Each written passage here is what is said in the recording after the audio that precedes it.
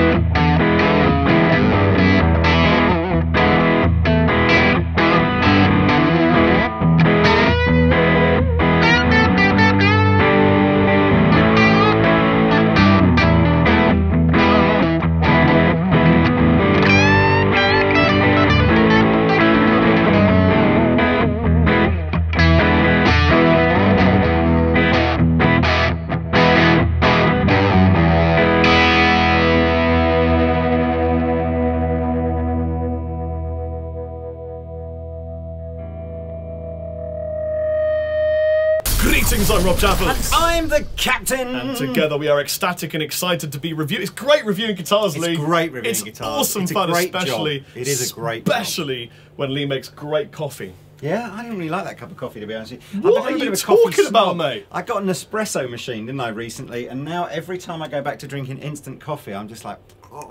But there you go, coffee You're just like, snob. What? That sounded like something else, mate. Sound like...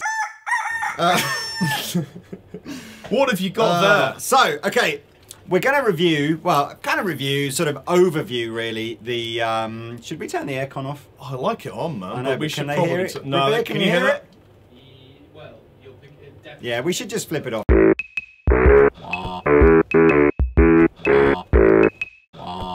So we're going to have a quick whiz through, give you some little pointers as to how the Memphis division of Gibson have changed things up for 2015. So Memphis, if you're not aware, is... It's in America. It's in America. It's in America. And it's probably the smallest division of Gibson, or certainly that and Custom Shop would be the two small divisions. And it's where they make all the semi-acoustic guitars. So classic models like the 335, newer models like the 339, and then sort of periodically sort of historically correct versions of things like 345s, 355s, 175s, all that kind of stuff. So if it's hollow, that's where it's probably going to have originated from. What a beautiful guitar. We haven't really got any new shapes for 2015, other than the fact that, and we're not showing this today, but I think we've done it in a previous video, there is now kind of a semi-solid actual Les Paul called the ES Les Paul. But so basically what we're showing off is kind of how the range starts and where it goes to. So the Memphis range starts with a guitar called the Studio, and the Studio is available in either a 339 shape, which I'm holding here, or a 335 shape, which as you can see, Rob is holding. This isn't the Studio version. So imagine that shape, but in a sort of a plainer look.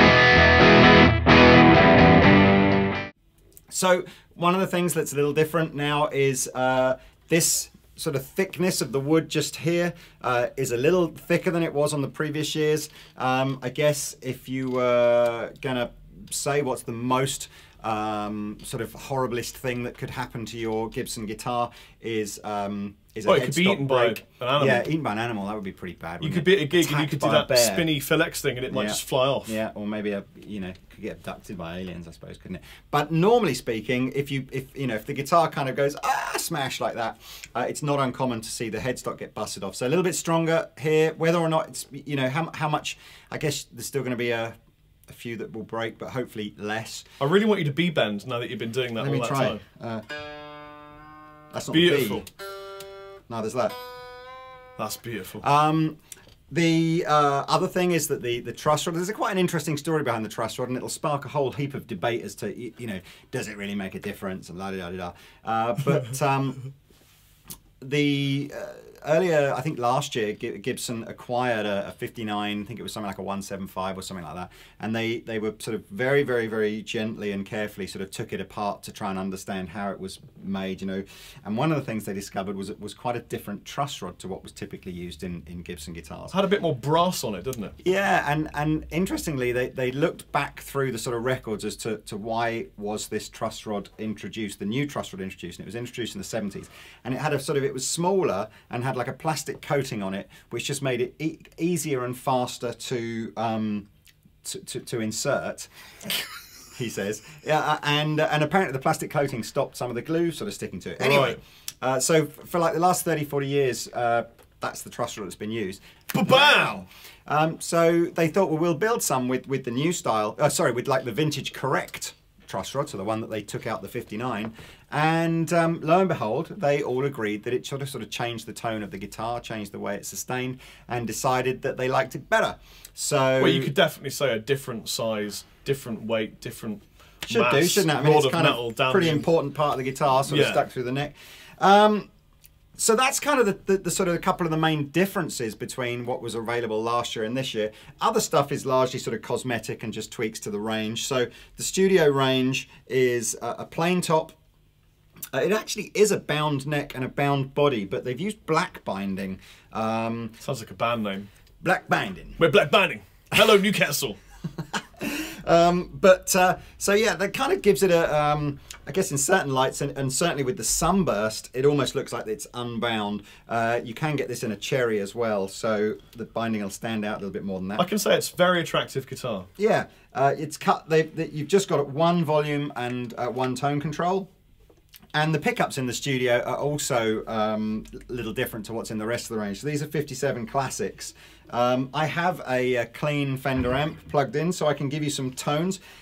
I wouldn't worry too much about whether the 335 is going to sound radically different to this. It has the same pickups, the same electronics, and the same center block here, so it's just slightly bigger wings. So most people will choose a 335 over a 339 or vice versa, just purely based on sort of how it sits and how it looks, rather than necessarily a big difference in the tone, but it probably is, you know, marginally different. So neck pickup here through my nice Fender clean amplifier.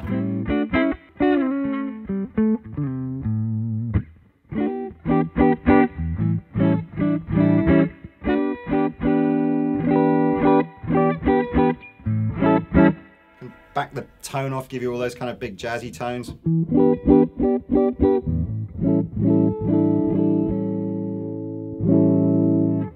Bridge pickup is much more gnarly, you know.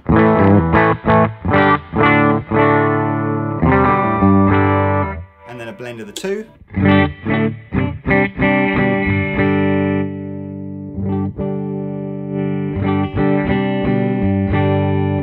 Some people say, a lot of guitarists say 335 is kind of, it's the most versatile guitar there is. So it's why you see a lot of kind of session guys like Larry Carlton, all playing kind of 335 style guitars, because it does just kind of do a bit of everything. Well, I went to a really famous jazz club called Roddy Scott's in London, and there was a guy there called Carl Orr, fantastic player. He was using 335, it sounded immense. Yeah, cool. And he was shredding on it. Well, I guess you could. You don't see many shredders on there, but you see all kinds of guys from sort of, you know, rocky bluesy kind of guys through to jazzers and. Oh, it was like jazzy shred. Jazzy shred. Fusiony, like. No, it was crazy, like Mixolydian and Sambuca scale. Yeah, I was about to say basically sort of improvisation. I think they call it when you just play random notes in any particular order in different tempos. Yes. And then call it jazz. So I'm still a bit wheezy from that vodka earlier. Sorry, Sambuca. Sambuca. What else we got? Does this come with a case? He says, shaking his head, nodding his head. It does come with a case. The Gibson man in the corner says yes. We get case. Cheers. And these, whether you buy the 339 or the 335 shape, will set you back around about the £1,200 mark. But it's got that Gibson smell too. Have a smell? Oh yeah. Don't be careful, mate. Remember what happened last No, time? it's good. Last time Lee sniffed a cavity, Smell of the factory. he actually got high, and did. we had to have a little break while he calmed down. What did I smell then? Was it? Do you remember what it was? I'm trying to remember now. I think It was bad though. I know it really. I got. Was it? It wasn't it where we took the back plate off of a Fender that had the plug-in cards. Yes, it was. And they'd obviously used some sort of formaldehyde glue or something like Yeah. that. And just literally. See, in the Fender versus Gibson, actually at the moment Gibson's winning because it's not knockingly It's out. not killing me. So, Anyway, that's that. And I'm now going to hand you over to the able-bodied Master Seaman over here. Master Seaman? Master Chapman. Sorry. Seaman Chapman. The able-bodied... Well, I was the What do they call Master that when Seaman, that's why I beat the rest to the... What do they call that if you're able-bodied Able-bodied seaman. Is it? Yeah. Which tenuous link brings us back to this beautiful red beast on my lap. So I've got the ES335, Buzzbuckers 1 and 2. Absolute classic It's guitar. got block inlays as opposed to previously when it had a different kind of inlay. The dotty one. That's right, they were dotty.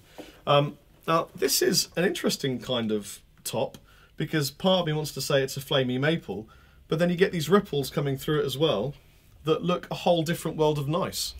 That's the beauty, I think, with buying a flame top guitar is no two are ever quite the same, are Yeah, they? but you see what I mean? It's like little rivers of joy You will coming pay up. a sort of a slight premium for this because there are 3 versions of this guitar where the spec is all identical, but the least expensive one is a satin finished version of this with a plain piece of metal.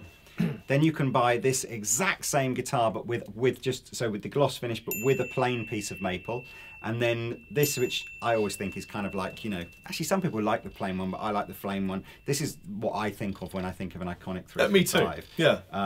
It's basically a flame top cherry, I and in believe different for colours. So for the first time, we already had a locking bridge on the previous ES335, but now we've got a locking tailpiece. You can lock the tail down. I can lock mine too. Now, why would you want to lock a tailpiece down? Well, to be honest with you, if you've got a nice tail, you want to lock it down. I fed you that line so good. I know. And you took it. You know we worked together for Yes. 4 or 5 years when That's why. it's just seamless. We It's just, locked- hang on, I sensed an innuendo. I'm going in. Going in the innuendo with my rubbered up truss rod and my locked down tailpiece. Lovely feeling neck. It's not too big, it's not too small. Big frets. I got rolled edges too. Apparently, I heard in my head for no reason whatsoever. So, should we listen to this? I think we should. We better do that thing, hadn't we? Because I'm vibing on it. So, here's one of the pickups. What I like about it best of all is that the feedback is amazingly musical. For example,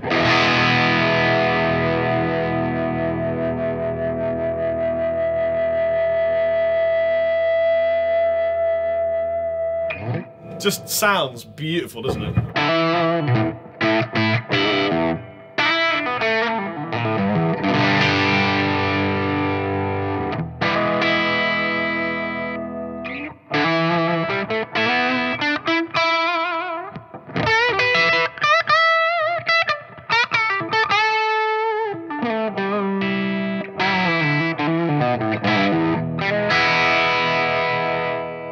Roll it off a little bit.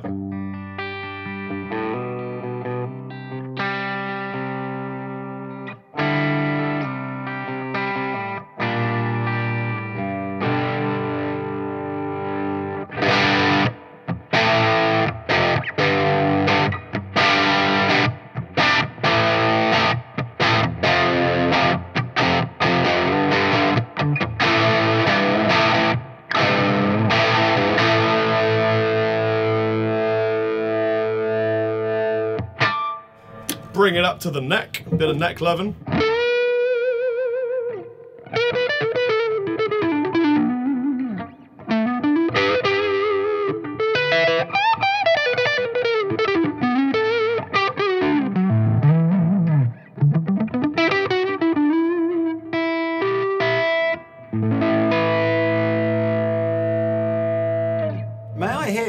I did read a rumour somewhere that the capacitor actually on the tone control for the neck pickup has been changed this year to actually make it less dull or roll off less treble than in previous years. So I'd like to kind of hear that. So here's the neck pickup normally.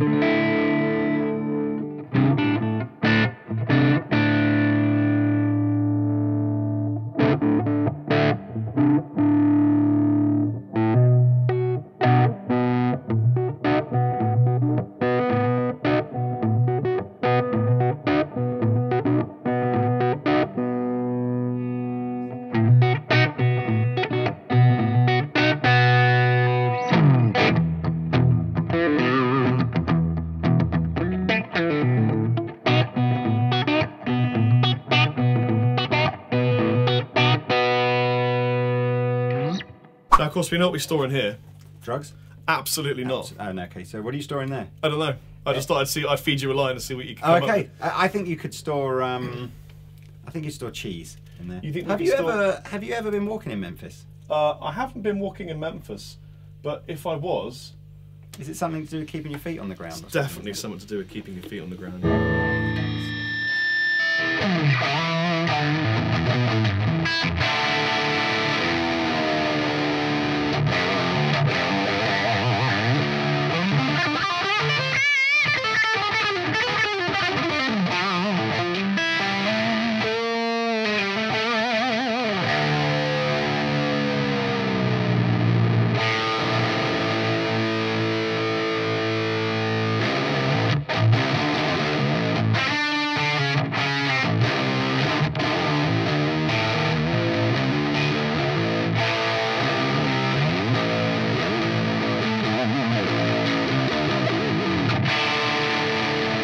I'm sorry, I had to really, prevent really that. enjoying that lead. It was utterly inappropriate music. To play Drop on A on a beautiful guitar 335. like this. It's just the sound of everything that It's I enjoy. not. That's this kind of music. That was the kind of music you rarely hear, if ever, played on a 335. Unless you're in Bay Area, San Francisco, and Soundgarden are being invented for Nashvilleian Mongoose. Oh, Nashvilleian Mongoose. Yes. With the exception of the studio, which has just stayed with the regular synthetic sort of nut. I've got Nashvilleian Mongoose. You have got a Nashvilleian Mongoose bone taken specifically from the femur of the Nashvilleian Mongoose. That's the most resonant part of the most Nashvilleian resonant. In fact, if you ever Mongoose. play guitar near a Nashvilleian Mongoose, you will notice its back leg quivering.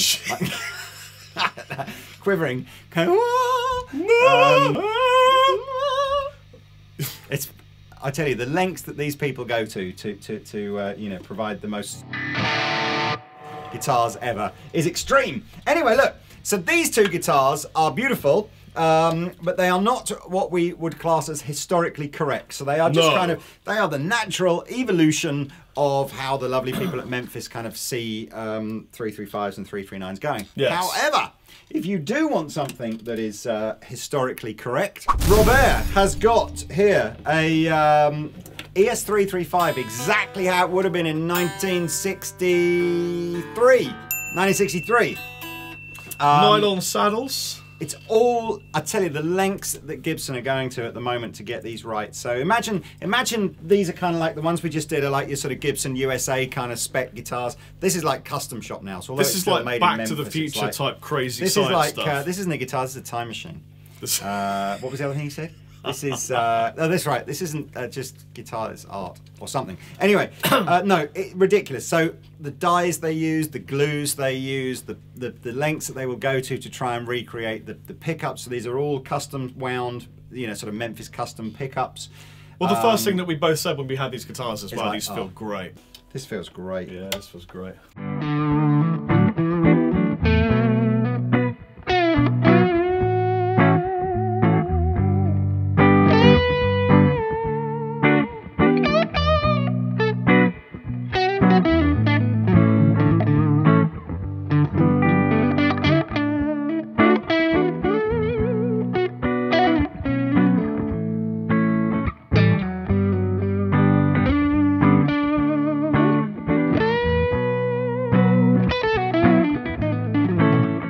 They really do feel great. amazing to play. The neck feels natural.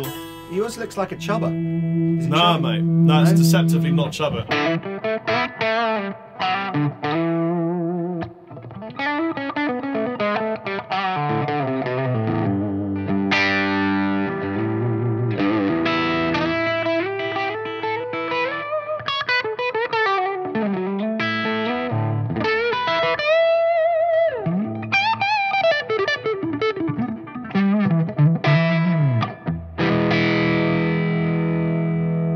Great guitar, man. Great. So you've got different colours in this, which will come on the screen now.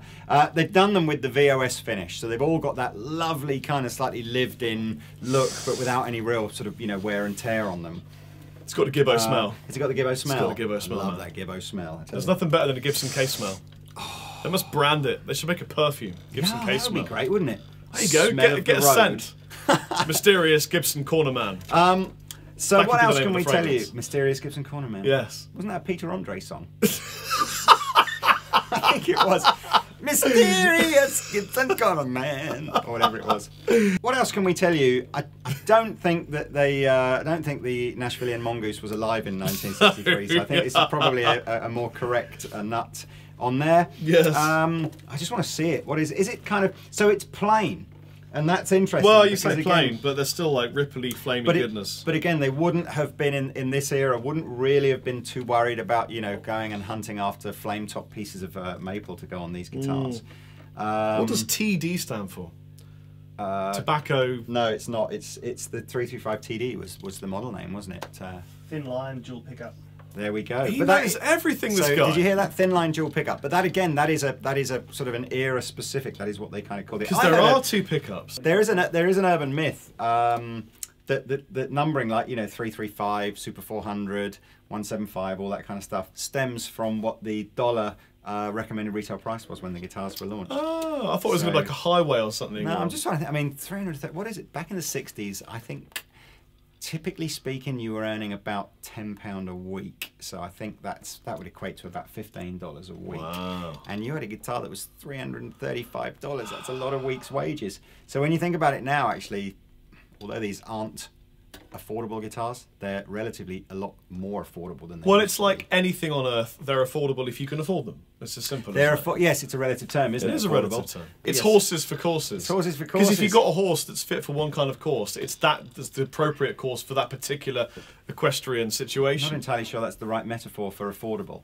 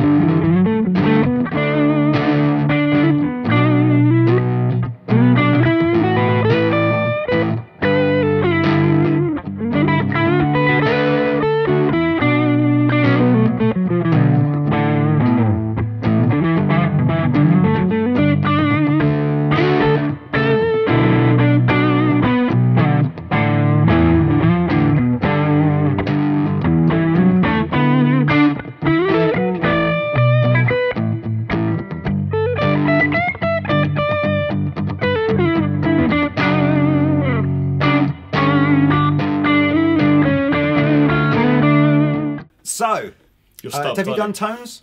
I've done some You've tones. done tones. Do you want to do all? Do you want to do? I'll do a little. formal, Let me do some more formal tones. tone run through. Let me do some. Yeah, we'll do it slightly more formally. And I know what. I'm even going to clean? back off a little bit of the game. Well, you know what? Clean. Clean. Why not? Why not go clean? Why when not we've go got Gibson clean? here and we're doing 335s. Yes. So let me start with a little bit of dirty bridge in a clean way.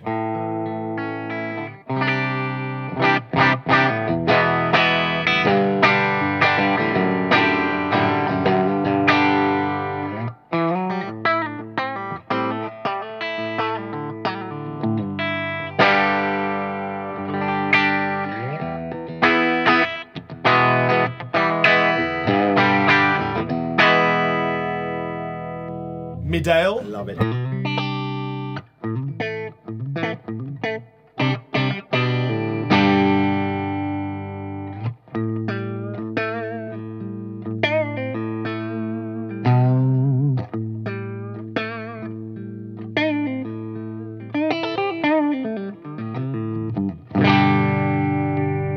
Bit of knackage.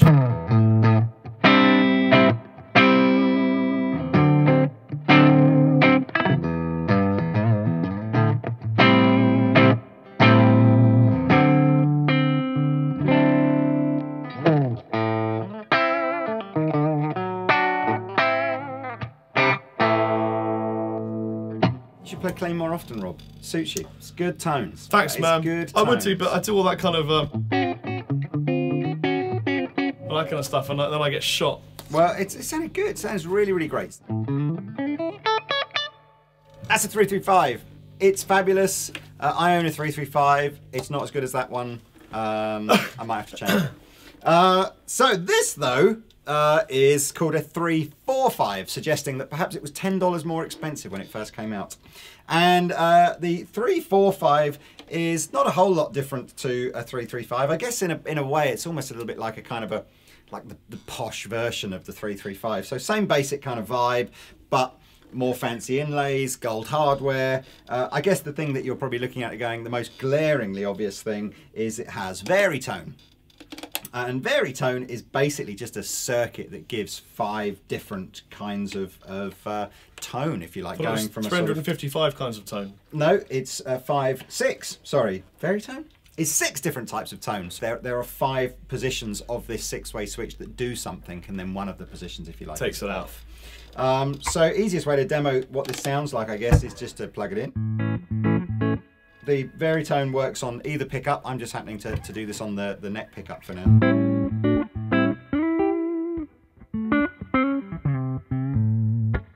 So that's off. And then as we bring it in, you'll notice. I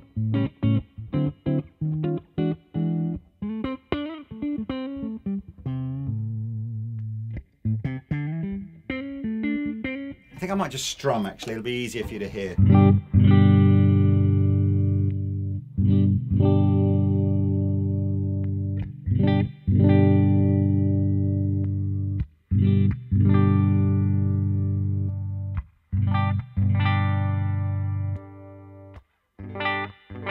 That's great. The banjo tone. Yeah, I like that.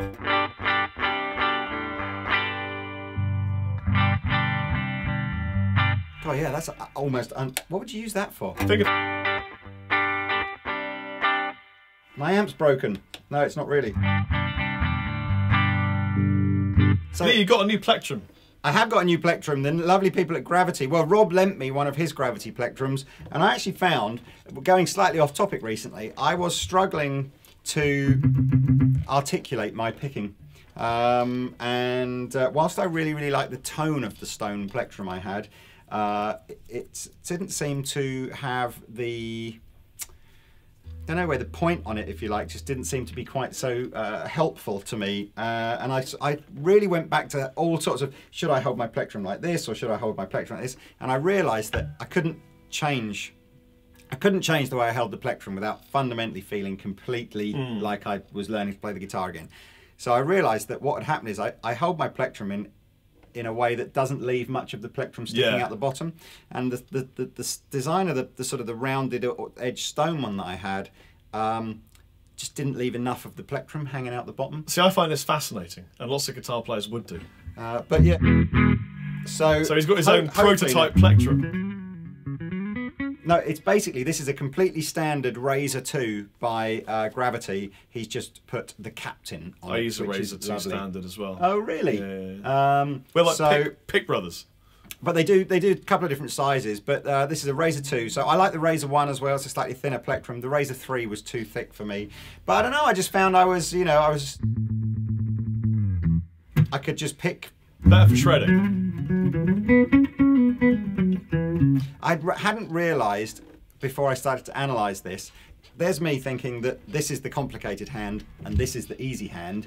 Is that actually what I realised, that a lot of the notes that I was missing wasn't this hand that was missing the note, it was this hand. So I kind of went back and just sort of practiced a bit more. And it was fun, kind of practicing again rather than just messing around. So whether it's made any difference to anybody watching this on YouTube, or they're going, you sound exactly the same as you did last time. So I like these plectrum. And they are in stock now at Andertons. And I think they are £5 each. And I think if you're American, you can buy these from Gravity Direct, and they're probably about $5 each, to be honest with you. It's worth saying I have a signature one of these. You do, and they're for sale too. Yay! And just in case you're wondering as well, I have also, because I stole the idea, well, I didn't steal the idea from Rob, but I liked, what do you call the edges on you? Because these aren't the smooth edges, well, they do lots of different kinds of edge. So I like the rough kind of master finished edge. Yeah, so that's what I've got. I haven't really tried any other ones yet. I've only sort of I just like this one. So anyway, back to the Gibson video. So those are the tones. So you would Again, let's just have a look at here. What else is different? We have a sort of a slightly more ornate binding going around the edge here. It's still... Your binding's different to mine, actually, because I've got single ply. Yeah, and I've got sort of like a 3-ply, haven't I, binding? Sort of goes white, black, white. Is yours bound on the back? Yes, bound on the back as well. So, a couple of the other sort of bits of detail here. Between the two guitars here, they're both, you know, maple ply guitars. The center blocks on these guitars are essentially the same kind of shape and design as they would use in the standard range, but they physically go through and weigh all of the maple to make sure that the lightest pieces of maple are used for the historic versions. I guess, again, there is all this, what's the right word? There is this sort of science behind why were so many vintage guitars seem to be lighter than modern guitars, and it's to do with, I believe it's to do with the fact that back in the 50s and the 60s they were just felling, you know, forest that had taken hundreds, if not thousands of years to sort of grow, and so the wood had grown very, very slowly, and it therefore had a certain sort of density to it. And then as manufacturers were told that they you couldn't source that kind of wood anymore, and you had to go to using sustainable woods, where the forests were then fertilized and watered much, much more heavily to speed the growth of the trees up, the wood came out denser and was therefore more heavy. That's fascinating. I didn't know that. So that's why, if you like, perhaps so much care and attention is now taken nowadays to sort of perhaps, you know, weigh bits of wood, and Gibson, certainly on their Les Pauls, that's why they chamber them. It's not done for sonic reasons, although that's probably a sort of a byproduct of chambering them. It's just done to try and reduce the weight of a modern slab of mahogany compared to an old piece of mahogany. So if you know anything about sort of really great acoustic guitars, you'll know that the sort of the mecca of timbers to sort of use for the top is a type of spruce called Adirondack spruce from the Adirondack Mountains. So all those kind of all those kind of pre-war Martins that are super famous, that was the spruce that they kind of used.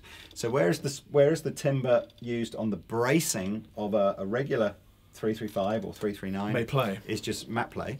On the historic 335s and 345s now, and presumably on all the historic range of guitars, are going back to using Adirondack spruce. So again, these very subtle, but you know, A, vintage correct, and B, presumably, you know, tonally, what's the right word? Just, I hate using the word better. You know, but tonally just different. Again, taking a leaf out of the you know, the guys that make great acoustic guitars. I haven't really, so let's just do some neck and bridge tones, and then we'll finish with a jamboree.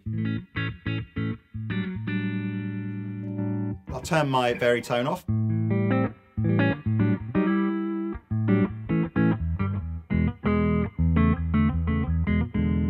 I've got to say, these guitars feel like you've owned them for years, don't you? Yeah, they just do. Pick them up and go.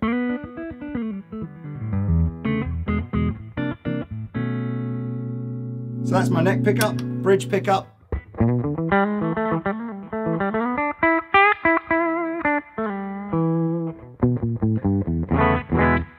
Love that. It's not, there's a lot of bridge pickups that you go to and it takes your face off, doesn't it? But that cuts, but mellowly, if that, you know, it's like it cuts but without literally going, oh, that's unpleasant. So here's my middle position.